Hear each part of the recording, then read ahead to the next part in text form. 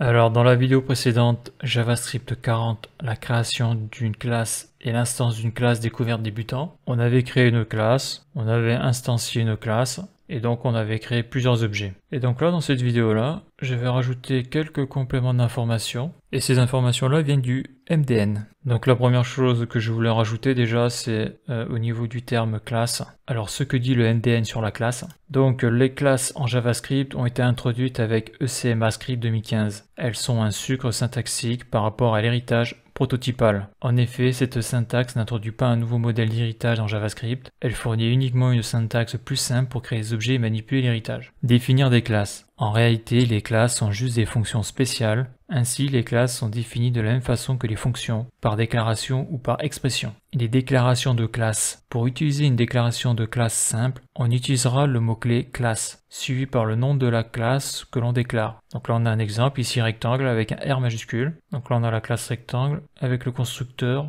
Dedans ils ont mis hauteur largeur et après c'est tis.hauteur égale hauteur, tis.largeur égale largeur, donc comme j'ai fait dans mon exemple précédent. La remontée des déclarations, ce que l'on appelle le hosting. Les déclarations de fonctions sont remontées dans le code. En revanche, ce n'est pas le cas pour les déclarations de classe. Ainsi, il est nécessaire de déclarer la classe avant de l'instancier. Dans le cas contraire, on obtient une référence error. Donc si on fait une instance de classe avec l'opérateur new, comme la classe n'a pas été déclarée, on a une erreur. Alors qu'avec une fonction, on n'aurait pas eu une erreur grâce au hosting. Les expressions de classe. Il est possible d'utiliser des expressions de classe nommées ou anonymes. Si on utilise un nom dans l'expression, ce nom ne sera accessible que depuis le corps de la classe via la propriété name. Cette valeur ne sera pas directement accessible pour les instances. Donc là on a une classe anonyme, là, anonyme lettre rectangle, variable, égale classe. Donc là il n'y a pas de nom sur la classe. Et directement ils mettent un constructeur, puis le reste. Donc ça c'est expression de classe donc anonyme. Et ici on a ce qu'on a vu dans l'exemple précédent, ce que j'ai fait, la nommer. Et donc là on a la nommer, donc là ils mettent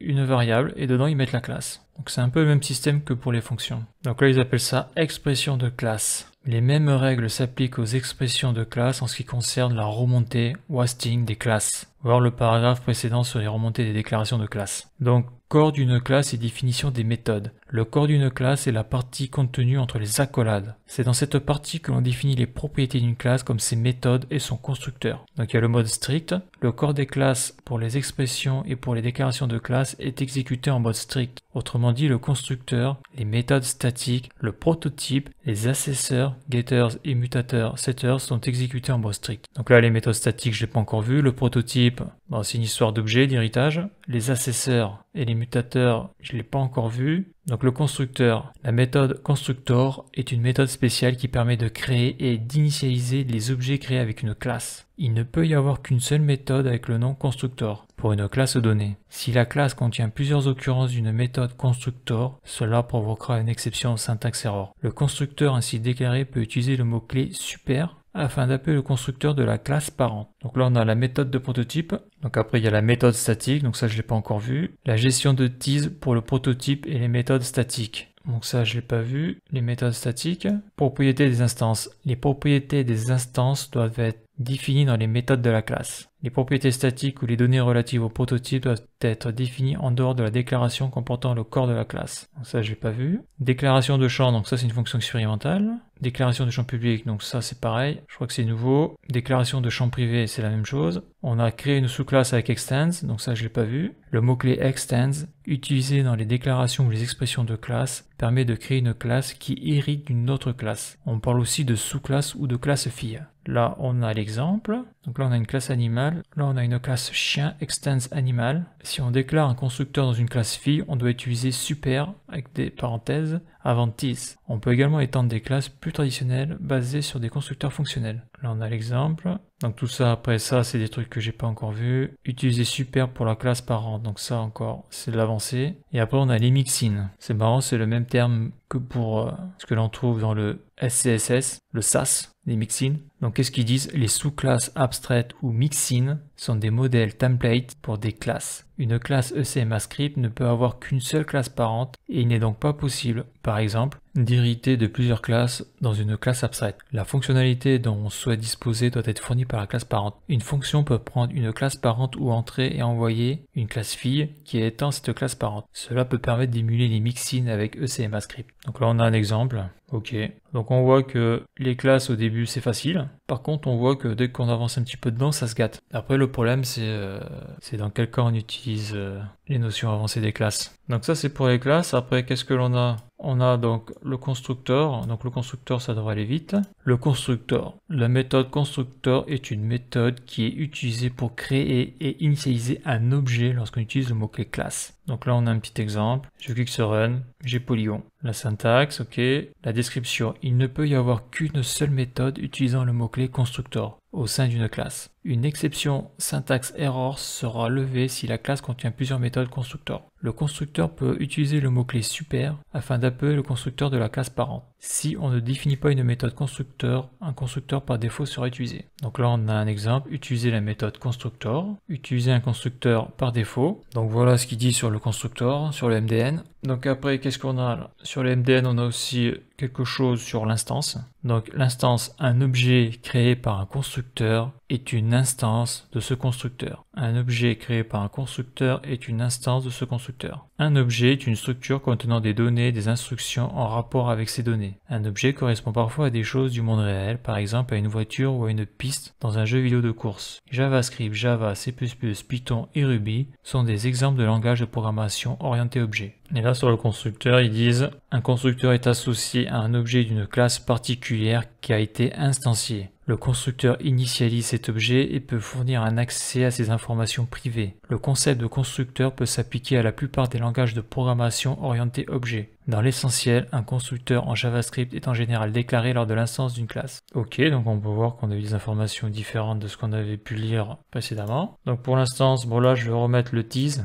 L'opérateur tease en JavaScript, le mot-clé tease se comporte légèrement différemment des autres langages de programmation. Son comportement variera également légèrement selon qu'on utilise le mode strict ou le mode non strict. Dans la plupart des cas, la valeur de tease sera déterminée à partir de la façon dont une fonction est appelée. Il n'est pas possible de lui affecter une valeur lors de l'exécution et sa valeur peut être différente à chaque fois que la fonction est appelée. La méthode bind a été introduite avec ECMAScript 5 pour définir la valeur de tease pour une fonction indépendamment de la fonction dont elle est appelée. ECMAScript 2015 ES6 a ajouté les fonctions fléchées dans lesquelles tease correspond à la valeur du contexte englobant. Donc là on a un exemple, je sais pas ce que ça veut dire propre. Donc syntaxe c'est la plus facile, tease, valeur, l'objet JavaScript représentant le contexte dans lequel le code courant est exécuté. Donc ça c'est important l'histoire de contexte dans le JavaScript. L'objet JavaScript représentant le contexte dans lequel le code courant est exécuté. Donc là, on a dans le contexte global. Dans le contexte global d'exécution, c'est-à-dire celui en dehors de toute fonction,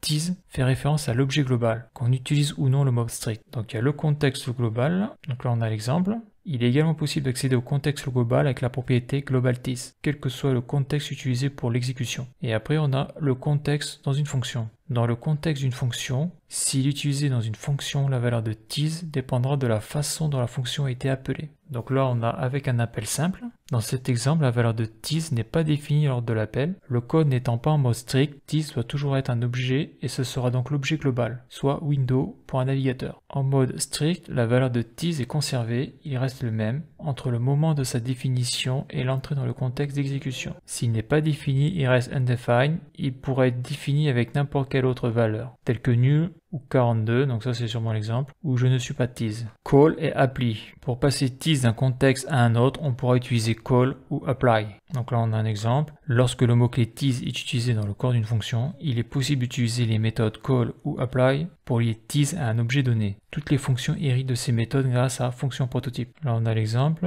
Donc après la méthode bind c'est quoi ça? Donc après on a la méthode bind. Donc après quand est-ce qu'on se sert de ce genre de choses, je sais pas. Avec les fonctions fléchées, ça c'est intéressant. En utilisant les fonctions fléchées, tease correspond à la valeur de tease utilisée dans le contexte englobant. Lorsqu'on utilise une fonction fléchée dans du code global, tease sera l'objet global. Donc ça c'est important parce que suivant ce que l'on veut faire, on va être obligé d'utiliser donc le tease avec une fonction nommée. On ne pourra pas utiliser le tease avec les fonctions fléchées. Il me semble que ce sont les fonctions de callback. Ça pose un problème, les fonctions fléchées. Parce que le tease correspond à la valeur de tease utilisée dans le contexte englobant. Lorsqu'on utilise une fonction fléchée dans du code global, tease sera l'objet global. Donc là on a un exemple. Peu importe la façon dont Toto sera appelé, tease sera toujours l'objet global. Cela est également valable pour les méthodes d'objet où généralement tease correspond à l'objet courant ou lorsque call, apply ou bind sont utilisés. Donc là on a d'autres informations. Là on a aussi en tant que méthode d'un objet. Lorsqu'une fonction est appelée comme méthode d'un objet, tease correspondra à l'objet possédant la méthode qu'on appelle. Ainsi dans l'exemple suivant, lorsqu'on appelle, donc là c'est l'objet o.f, le tease contenu à l'intérieur de la fonction correspond à l'objet o.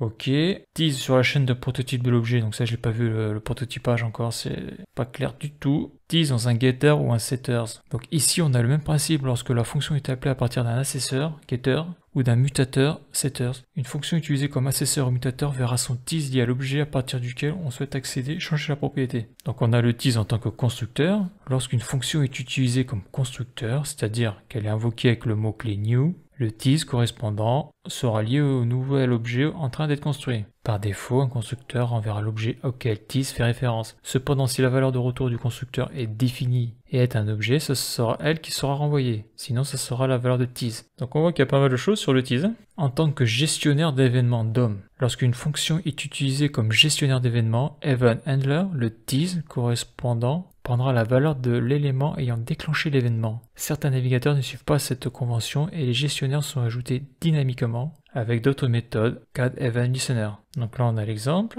Donc après on a en tant que gestionnaire d'événements inline, donc ça je connais pas. Ah oui d'accord, c'est le button on click. J'ai jamais utilisé encore. Lorsque le code est appelé depuis un gestionnaire d'événements en ligne, inline, la valeur de tease correspondra à l'élément du DOM sur lequel on a passé le listener. Ainsi, là on a le code, montrera le texte button lorsque l'on cliquera dessus. Attention, seul le code externe verra la valeur de tease affectée de cette façon. Ici on utilise tease à l'intérieur d'une fonction, il n'est pas défini en amont, il renvoie donc l'objet global, l'objet window pour un navigateur avec du code non strict. Donc on voit que le tease c'est quand même quelque chose assez relativement complexe. Donc ce que dit le MDN sur le mot-clé, c'est quoi, sur l'opérateur new. L'opérateur new permet de créer une instance d'un certain type d'objet à partir du constructeur qui existe pour celui-ci, natif ou défini par l'utilisateur. Le mot-clé new utilisé avec une fonction applique les 4 étapes suivantes. Il crée un nouvel objet à partir de 0, il lie cet objet à un autre objet en le définissant comme son prototype. Le nouvel objet créé à l'étape 1 est passé comme valeur tease à la fonction. Si la fonction ne renvoie pas d'objet, c'est la valeur tease qui est renvoyée. Là on a un exemple avec une voiture. Je clique sur Run, donc là car1.make il me renvoie aigle qui est ici. Voilà, donc voilà ce que je voulais rajouter sur les classes.